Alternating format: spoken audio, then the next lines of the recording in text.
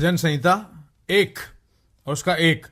क्या ही धन्य है वह पुरुष जो दुष्टों की युक्ति पर नहीं चलता और पापियों के मार्ग में न खड़ा होता और न ठट्ठा करने वालों की मंडली में बैठता है, परंतु वह जो यहोवा की व्यवस्था से प्रसन्न रहता और उसकी व्यवस्था पर दिन रात ध्यान करता रहता है, वह उस वृक्ष के समान जो बहती नालियों के किनारे लगाया गया है और अपनी ऋतु में फलता है और जिसके पत्ते कभी नहीं मुरझाते, इसलिए कि जो कुछ वो पुरुष करे तो उसमें सफल होता है। यहाँ पर 2 रास्ते हैं, एक धर्मी का मार्ग और पापियों का रास्ता।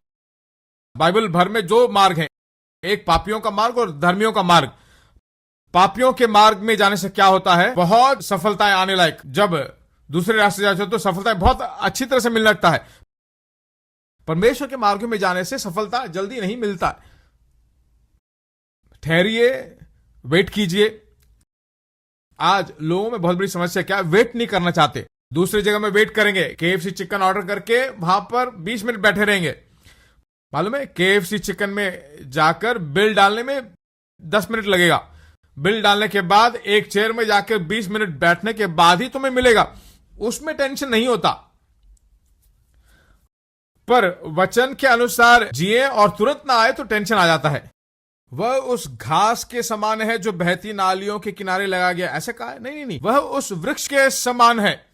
वृक्ष अगर सूख जाए तो सूखता ही रहेगा, घास आएगा पर चला जाएगा।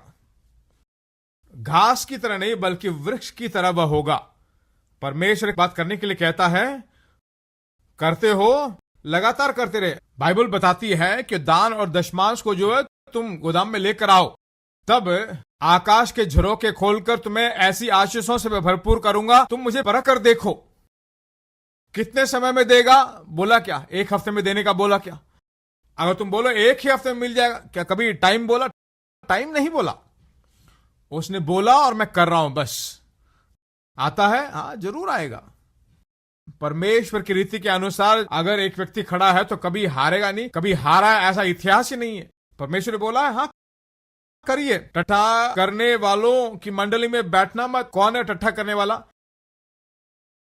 जो परमेश्वर के वचन के अनुसार नहीं चलता है वही टट्ठा करने वाला है। परमेश्वर एक बात कहता है, उसके विरोध में कोई कुछ कहता है तो वही टट्ठा करने वाला है। टट्ठा करने वाला पापी नहीं है। कलीसिया के अंदर बहुत सारे टट्ठा करने वाले लोग हैं, उद्धार पाए हुए बहुत सारे टट्ठा करने वाले लोग हैं। परमेश्वर कहता है, हाँ मैंने भी ये करके देखा, हो नहीं रहा है कुछ। टट्ठा करने वाला है। टट्ठा करने वाले की मंडली में न बैठना तो उसका मतलब है उसकी आलोचनाओं में आराम मत करो, बैठो मत। बैठने का मतलब क्या है? उसकी आलोचना में मत बैठो। टट्ठा करने वाला पापी नहीं। उद्धार पाए बहुत सारे टट्ठा करने वाले मैं जानता हूं। क्या आप जानते हो? मैं बहुत सारे लोगों को जानता हूं। हम कहेंगे तुरंत उसका ऑपोजिट बोलेगा। परमेश्वर का वचन कहता है, फाइनल अथॉरिटी, सभी लोगों के साथ जाकर दोस्ती मत कीजिए, सबसे प्रेम कीजिए। वचन के विरोध में बोलता है, वचन पर भरोसा नहीं करता है, वचन का टट्टा करता है, खिल्ली उड़ाता है। ठीक है ब्रदर, मिलेंगे।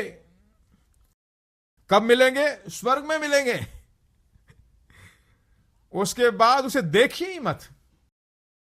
वचन का आदर नहीं करता, मर्यादा नहीं देता। दूर से प्रार्थना कीजिए, एक दिन वचन को ग्रहण करे तो ठीक है, देखेंगे। वचन को टट्टा करने के लिए नहीं, उसको मजाक उड़ाने के लिए नहीं है। वचन कहता है, बस वही फाइनल अथॉरिटी है। मैं एक बात उनसे पूछ के आऊं? नहीं, किसी से मत पूछिए। अगर वो परमेश्वर से बड़े हैं तो जाकर ओपिनियन पूछ सकते हो। परमेश्वर ने कहा, हाँ बस